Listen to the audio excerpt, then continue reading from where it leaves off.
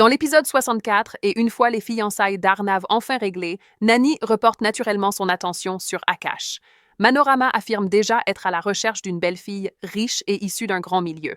Mais Nani sait parfaitement qu'Akash aspire à une jeune femme simple, douce et posée. Lorsque Anjali évoque discrètement le nom de Payal, Akash se remémore aussitôt son refus et son cœur se serre.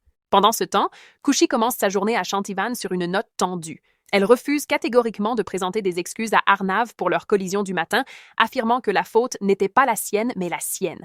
Arnav la regarde s'éloigner, furieux et blessé. Pour la retenir à Shantivan, Nani, Lavanya et Anjali adoptent une nouvelle stratégie. Lavanya doit apprendre à préparer un remède pour les maux de gorge. Kushi s'inquiète de la relation de plus en plus fragile entre Nani et Lavanya, tout en se demandant comment elle pourra retrouver sa bague au milieu de tout ce chaos. Dans la cuisine, Manorama la renvoie brusquement au salon, où Kushi découvre que tout cela n'était qu'une mise en scène. Blessée, elle leur reproche de l'avoir trompée et d'avoir joué avec ses émotions, puis décide de partir. Mais la famille Raizada ne manque pas de sens du spectacle. Pour la convaincre de rester, Nani imagine une scène dansée pleine de fantaisie. Lavanya, déguisée, entraîne tout le monde dans une chorégraphie joyeuse. Arnav descend, agacé par le bruit, mais reste figé lorsqu'il voit sa famille ainsi réunie. Son téléphone lui échappe des mains. Lorsque Kushi se joint à la danse et sourit enfin, Arnav ne peut s'empêcher de sourire à son tour. L'espace d'un instant, tout disparaît. Elle semble si naturellement à sa place parmi les siens que cela ressemble à un futur possible. Mais ce sourire s'efface aussitôt lorsqu'il se rappelle que ce futur ne lui appartient pas. La famille demande à Kushi de continuer à venir à Shantivan, s'excusant pour leurs mensonges. Lavanya lui demande même de rester en tant qu'amie jusqu'à son mariage. Émue, Kushi accepte. Avant de partir, elle lève les yeux vers l'escalier où Arnav l'observe en silence. Ils échangent un regard chargé de résignation et d'impuissance. Plus tard, Kushi demande l'aide d'Anjali pour retrouver sa bague. Après avoir fouillé toute la maison, elles comprennent qu'elle se trouve encore une fois chez Arnav. À contre-cœur, Kushi frappe à sa porte.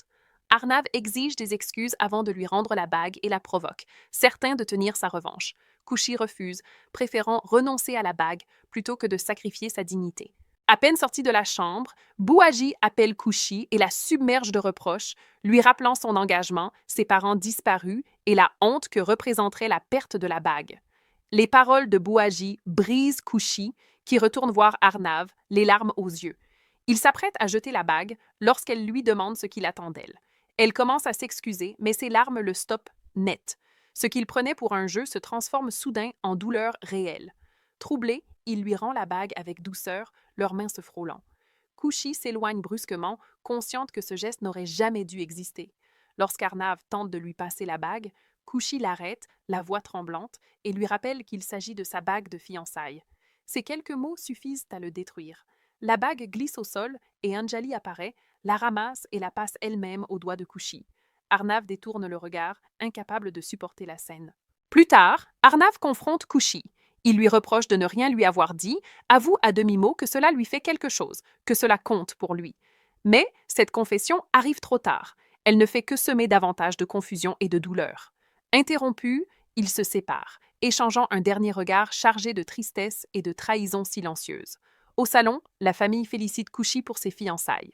Lorsqu'elle révèle que son fiancé s'appelle Shyam, la surprise est générale, rapidement dissipée. Shyam appelle, Anjali décroche et Kushi est contrainte de lui parler, acceptant à contre-cœur de passer du temps avec lui. Son malaise est évident, mais elle le dissimule derrière un sourire forcé. Pendant ce temps, Akash continue d'attendre Payal, espérant une réponse à la question la plus simple et la plus douloureuse. L'aime-t-elle ou non, indépendamment de tout le reste? Arnav, seul au bord de la piscine, laisse éclater sa rage et détruit les plantes autour de lui. Kushi le rejoint, inquiète, mais il la repousse. Lorsqu'il se blesse à la main, elle accourt, mais il refuse son aide jusqu'à ce que Lavanya intervienne. Kushi est contrainte de maintenir sa main pendant que Lavanya la soigne, consciente que ce droit ne lui appartient plus. Lavanya questionne Arnav sur ses sentiments et leur relation. Il répond avec des mots qui blessent Kushi autant qu'ils la trahissent. Lorsque Lavanya l'embrasse, Kushi détourne les yeux, incapable de supporter davantage. Arnav, consumé par la jalousie, la félicite froidement pour ses fiançailles. Lorsqu'elle répond au téléphone en prononçant le nom de Shyam, il s'effondre intérieurement. Resté seul, Arnav laisse enfin apparaître sur son visage toute la tempête de douleur, de jalousie et d'amour qu'il ne peut ni avouer ni fuir.